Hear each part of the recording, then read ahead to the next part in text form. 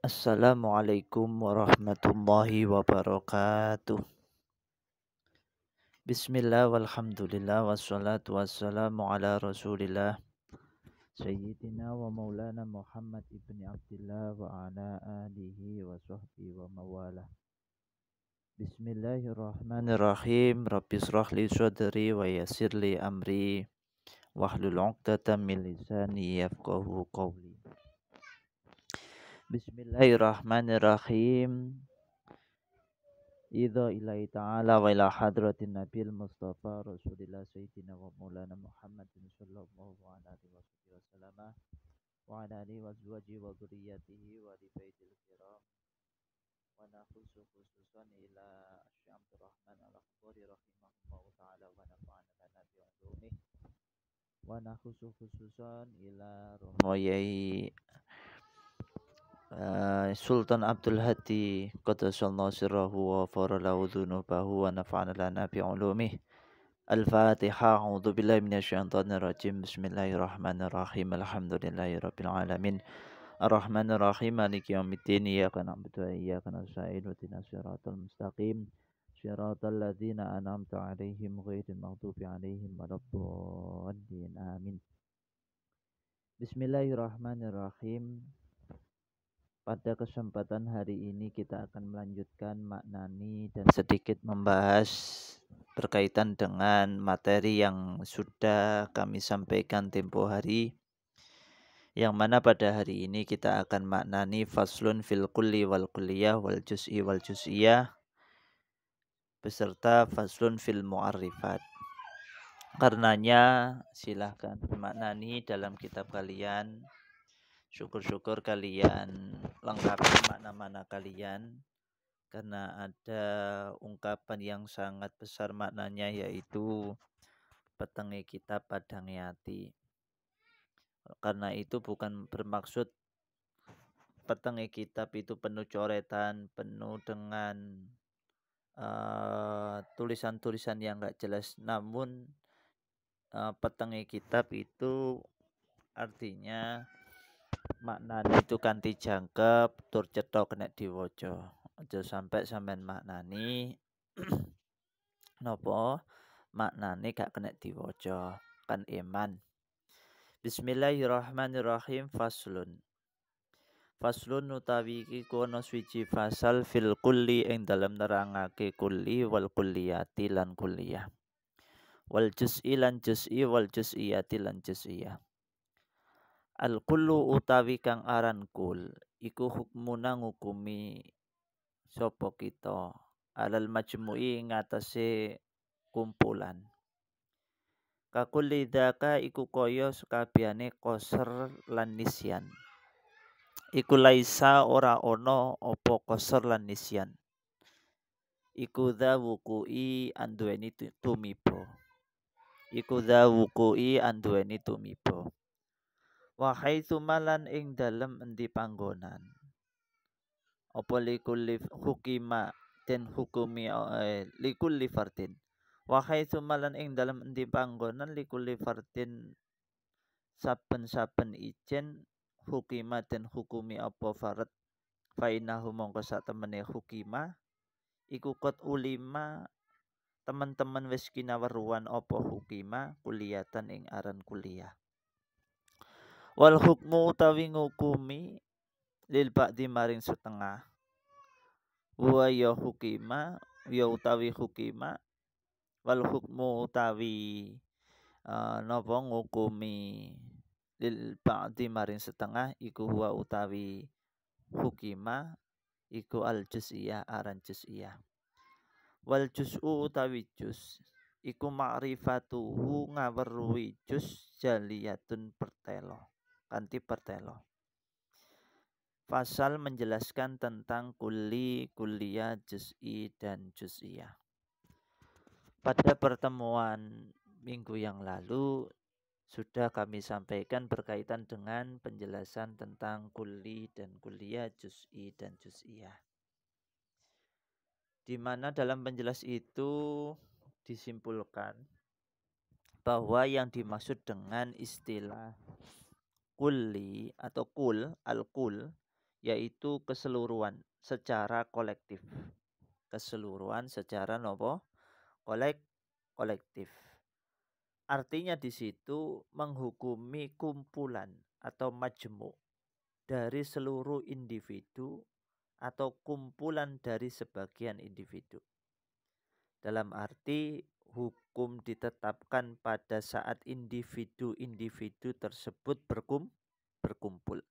Sehingga pada saat individu-individu tersebut terpisah, hukum tidak mengikuti satu persatunya. Nggih. Contoh gampangane. Arek kelas rolas B bareng-bareng ngangkat mobil. Bareng-bareng ngangkat mobil. Semua individu dari keseluruhan itu bersama-sama secara kolektif yaitu mengangkat yang namanya mobil. Bareng-bareng ngangkat mobil. Mobil siji digenjong bocah sak kelas. Kalau sampean tahu di luar Jawa sana ada istilah apa ya? Mindah omah. Nah, mindah omah. Omahe digenjong, sakmono gedene diangkat bareng-bareng. Wong sak kampung ngangkat omah panggung. Artinya di situ secara kolektif setiap individu-individu dari keseluruhan orang itu secara bersama-sama mengangkat yang namanya rumah panggung. Itu yang dinamakan al-kul, yaitu nopo tadi menghukumi kumpulan majemuk dari seluruh individu atau kumpulan dari sebagian nopo individu. Yang kedua di situ ada istilah yang namanya nopo kuliah, general. General yaitu menghukumi satu persatu individu per individu yang ada dalam suatu kelompok secara keseluruhan. Contoh, menungso ning nggone alam dunya iki kabeh bakal mati. Dan matinya itu tidak secara bersama-sama, artinya bareng mati mboten. Tapi setiap individu pasti akan berhadapan atau ditimpa yang namanya kematian. Kullu nafsin dha'iqatul maut. Setiap individu pasti menemui ajalnya.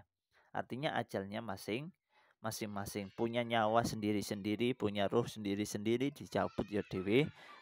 Tapi keseluruhan seluruh manusia bakal menemui yang namanya nopo? Mati. Contoh malih sing paling gampang. Ketika seorang guru menyuruh kepada murid-muridnya di dalam kelas. Di dalam kelas itu sekitar ada umpamanya 35 anak. Gurunya mengangkat, coba kalian angkat itu masing-masing pulpen kalian. Pulpennya anak-anak tadi 35 anak tadi diangkat secara bersamaan. Jadi seluruh namun per individu. Per individu ngangkat pulpen masing-masing. Itu namanya kuliah general. Kemudian ada yang namanya juz'iyah. Juz'iyah itu parsial, menghukumi terhadap sebagian individu yang ada pada sebuah kelompok. Ba'dul insani katibun. Sebagian manusia itu bisa menulis. Jadi sebagian manusia bisa menulis, sebagian yang lain ada yang belum bisa menulis. Kemudian ada juz, bagian komponen. Sesuatu yang keberadaannya bersama yang lain menjadi penyusun lafadz kulli, baik berbentuk makul dianalisa akal. Seperti contoh hayawanun yang menjadi juz penyusun dari kata al-insan. Manusia yang memiliki makna hakikat hayawanun natikun. Artinya gini, atap rumah. Contoh yang lain ini ya. Rumah itu kan wonten atape. Nah, atap itu adalah juz daripada rumah. Jendela al-jida an-nafidah, jendela. Jendela itu bagian daripada al-bait. Kemudian al-bab, pintu. Pintu itu bagian daripada al-bait. Kemudian genteng, bagian genteng. Genteng adalah bagian daripada rumah. Lantai itu bagian daripada nopo rumah. Jadi itu yang namanya juz. Kalau juz'iyah tadi nopo? Kalau juz'iyah adalah kalau kalau juz'iyah adalah nggih. Kalau yang namanya juz itu adalah bagian daripada kuli. Seperti kulun itu keseluruhan yaitu rumah, nggih. Nah, bagiannya apa? Ada albab, al-jidar, an-nafidah, as-saqfu, dan lain sebagainya. Itu yang namanya juz. Itulah pembahasan berkaitan dengan kulli, kulliyah, juz'i, dan juz'iyah. Sebenarnya pola pikir kulli kulliyah itu mengantarkan kita kepada berpikir secara teliti. Teliti satu persatu dan lain sebagainya. Ada proses yang namanya berpikir sebagian. Dimulai dari per individu dan sebagian. Kemudian sebagian secara menyeluruh. Kemudian individu secara keseluruhan. Baru kemudian berpikir secara keseluruhan komponen. Ini adalah metodologi tentang cara berpikir agar mendapatkan keterangan, agar mendapatkan sesuatu yang lebih banyak dan lebih mendalam. Maka perlu untuk kalian untuk memahaminya dengan baik sebagai alat untuk berpikir. Pada lanjutan daripada faslun fil kulli wal kulliyah wal juz'i juz'iyah, di situ ada faslun namanya fil mu'arifat. Berkaitan dengan faslun fil mu'arifat. Pada kesempatan kali ini kita akan membahas faslun fil mu'arifat namun tidak seluruh karena akan banyak kita jumpai penjelasan yang mana bila mana kita bahas secara keseluruhan nanti akan kesulitan karenanya kita akan fokus pada pertemuan kali ini membahas tentang pembagian makrifat serta pembagian mu'arif atau definisi beserta rumus-rumusnya dan contoh-contohnya agar mudah difahami. Meskipun pada pertemuan yang lalu, minggu yang lalu sudah kami sampaikan begitu banyak penjelasan-penjelasan berkaitan dengan mu'arifat. Bismillahirrahmanirrahim. Faslun fil mu'arrifati. Faslun utawi iku ana swiji fasal fil mu'arrifati ing dalem jelasake pira-pira definisi. Mu'arrifun utawi kang aran mu'arrif. Mu'arrifun utawi mu'arrif iku kusima den bagi apa mu'arrif ila salatatin maring telu. Nggih, rupane haddin siji mu'arrif had wa rasmiyin lan had rasmi. Wa rasmiyin lan mu'arrif rasmi wa lafdiyin lan mu'arrif lafdi. Ulima kang wis kinaweruhan. Ulima kang wis kinaweruhan. Apa lafdi? Mu'arifun utawi kang mu'arifun utawi mu'arif iku kusima den bagi apa mu'arif ila talatatin maring telu. Rupane haddin mu'arif had wa rasmiyin lan mu'arif rasem wa lafdiyin lan mu'arif napa? Lafdi ulima den wis den kinaweruhan atau wis kinaweruhan apa? Apa lafdi. Mu'arif itu atau definisi itu terbagi menjadi tiga. Yang pertama yaitu mu'arif had, nomor dua rasem, nomor tiga lafzi. Jadi ada tiga definisi, istilah definisi, yaitu had, rasem, dan lafzi. Fal haddu untuk nazm yang kedua ini ada dua penjelasan di situ, yaitu had tam dan rosem tam. Artinya seperti ini, bahwa takrif atau mu'arif had itu terbagi menjadi dua, had tam dan had nakis. Kemudian mu'arif rosem juga terbagi menjadi dua, yaitu rosem tam dan rosem nakis. Kemudian yang ketiga yaitu takrif nopo? Takrif lafdi. Jadi ada 3 nggih berkaitan dengan macam-macam mu'arif. Sebelum kita membahas berkaitan dengan rumus daripada macam-macam takrif, alangkah baiknya bila mana kita mengingat kembali apa itu takrif atau definisi. Definisi secara etimologi berarti pengertian atau batasan sesuatu.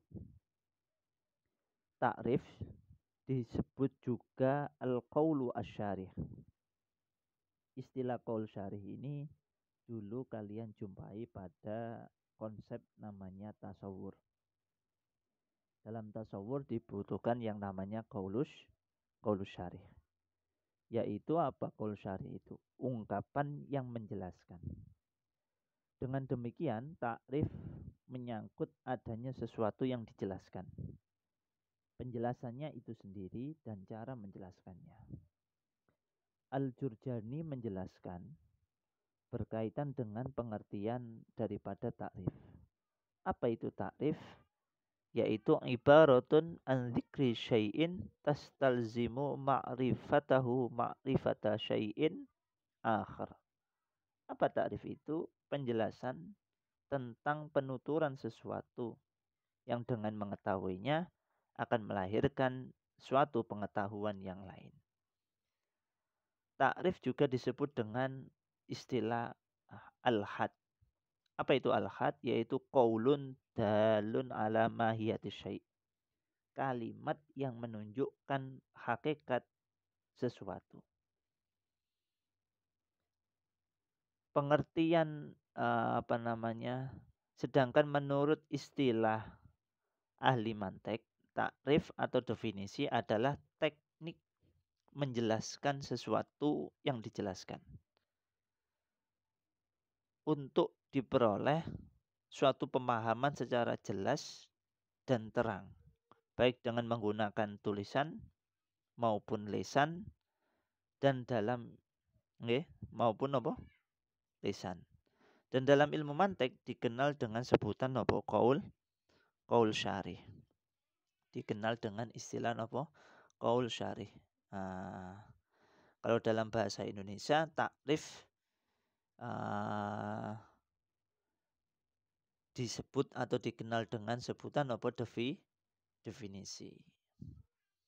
Kemudian berkaitan dengan pembagian takrif yang kami sampaikan tadi, bahwasanya takrif atau mu'arif atau definisi itu terbagi menjadi 3, yaitu mu'arif had, yang kedua mu'arif rosem, dan yang ketiga mu'arif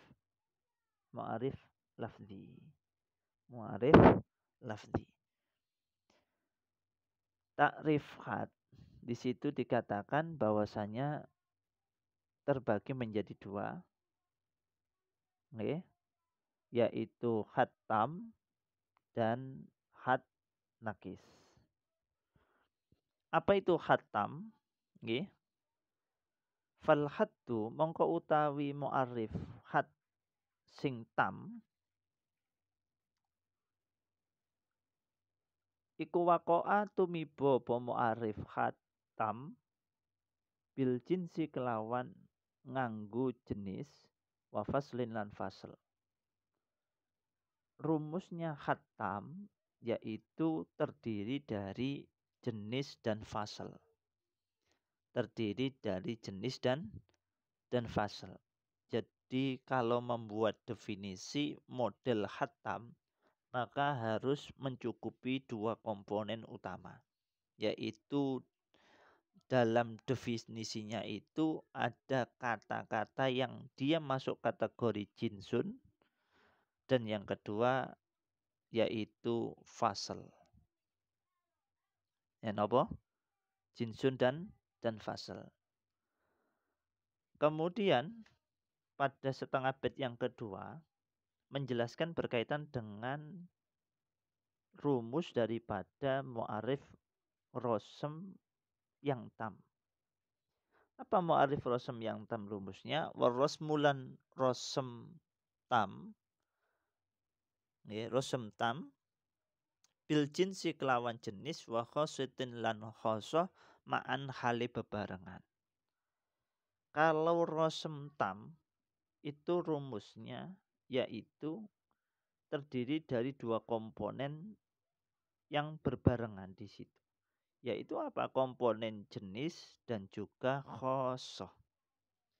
Kalau ngomong berkaitan apa itu jinsun, apa itu faslun, apa itu khosoh, itu sudah dijelaskan pada bab namanya Mabakhisul Alfadhi.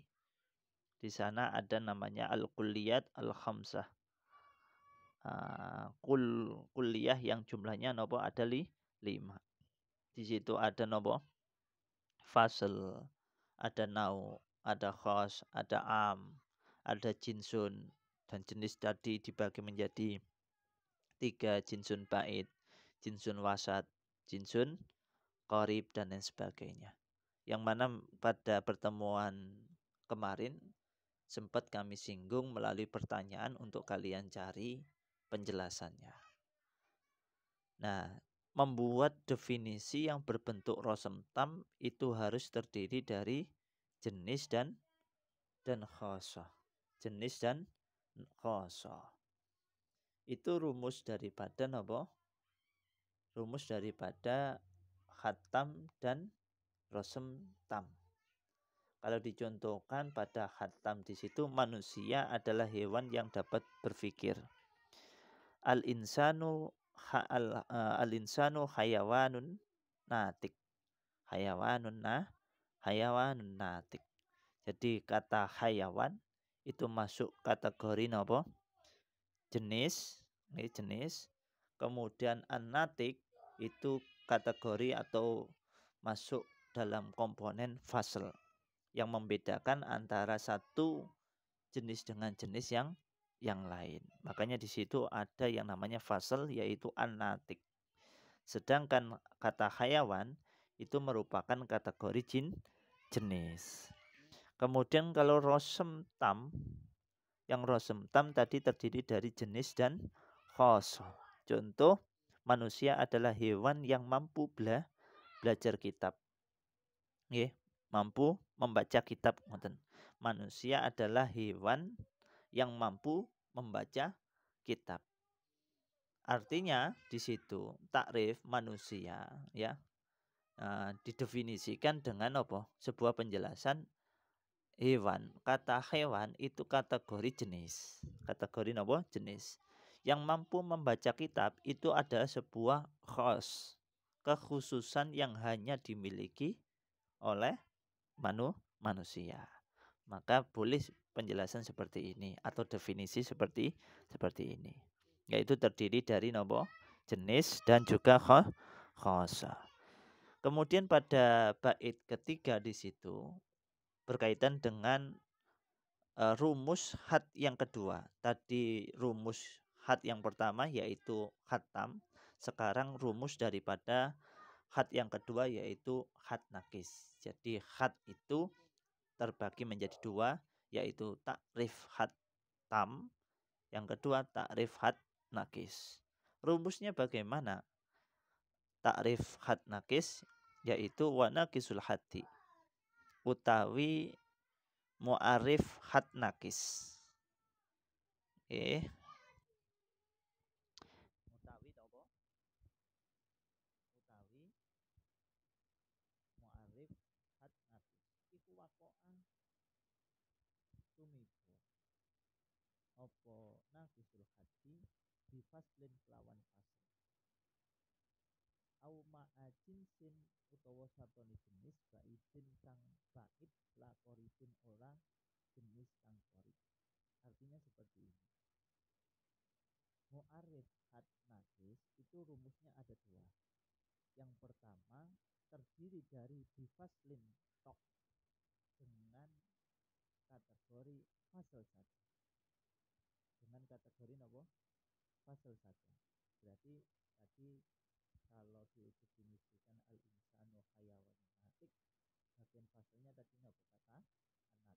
Berarti manusia itu bisa didefinisikan dengan definisi yang simpel terdiri dari faktor saja, yaitu nopo anatik. sesuatu yang bisa berbicara dan berpikir. Atau yang kedua, terdiri dari fasal dan juga jenis bait. Dan juga apa? Jenis bait. Berarti rumusnya ada dua. Yang pertama yaitu terdiri dari fasal saja. Yang kedua yaitu terdiri dari fasal dan juga jenis bait. Nah,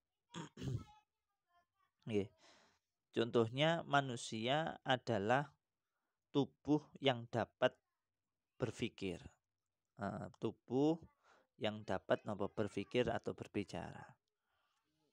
Kemudian kalau tadi fasal saja, yaitu manusia adalah anatik. Anatik, sesuatu yang dapat berpikir atau berbicara. Itu rumus daripada mu'arif had nakis. Sekarang yang berikutnya yaitu mu'arif rosem nakis. Rumusnya bagaimana? Wa nakisur rosmi utawi mu'arif rosem nakis iku bi khosotin kelawan khosoh fakut mongko bloko. Jadi mu'arif rosem nakis rumusnya juga sama dengan mu'arif had nakis, ada dua. Yang pertama yaitu terdiri dari khosoh saja. Terdiri dari khosoh saja. Contohnya tadi sesuatu yang bisa baca kitab. Baca kitab itu kekhususan yang hanya dimiliki oleh manusia. Maka di mana nih atau didefinisikan manusia adalah sesuatu yang dapat atau yang bisa membaca kitab, itu sudah cukup. Namun dia masuk kategori rosem yang nakis. Atau terdiri dari khoso au ma'ajin sin utawa satone jenis atau adin kang bait kodir tabat kang teman-teman tersambung apa jenis, atau disertai dengan jenis bait. Jadi rumusnya ada dua. Yang pertama khosoh saja, yang kedua khosoh plus jenis bait. Jenis bait. Contohnya apa jenis bait? Kemarin dicontohkan manusia adalah jismun yang bisa membaca kitab. Jismun yang membaca kitab. Jadi jismun di situ adalah jenis, namun masuk kategori jenis bait. Kemudian khosonya tadi yang dapat membaca kitab. Itulah rumus daripada rosem tam, rosem nakis, khatam dan khat nakis. Sekarang macam definisi yang ketiga yaitu ta'rif lafzi, mu'arif lafzi. Apa itu? Wama utawi barang syuhiro kang den populerake, dipopulerake apa mah ladai mungguwe alimantek bilafdiyin kelawan aran lafzi iku tabdilu lafdin, ganti lafat birodifin kelawan lafat kang tunggal makna asyharo kang luwih masyhur. Macam mu'arif yang ketiga yaitu mu'arif lafzi. Apa itu mu'arif lafzi? Yaitu mengganti lafat dengan sinonimnya yang lebih populer. Jadi takrif lafzi itu mendefinisikan sesuatu dengan definisi yang semisal atau yang sinonim namun lebih populer atau lebih dikenal. Contoh takrif. Kalau takrif itu apa? Takrif adalah definisi. Kata definisi itu lebih populer daripada takrif. Contoh lagi, natijah. Natijah itu apa sih? Akhirnya natijah adalah konklusi atau kesimpulan. Kata kesimpulan itu lebih familiar, lebih lebih famous, lebih terkenal daripada kata itulah yang dimaksud dengan mu'arif lafzi. Jadi kesimpulannya adalah mu'arif atau definisi itu terdiri dari atau terbagi menjadi tiga. Yang pertama yaitu mu'arif rosem dan mu'arif lafzi. Mu'arif had terbagi menjadi dua, yaitu tam dan juga yang memiliki rumus masing-masing. Rumus itu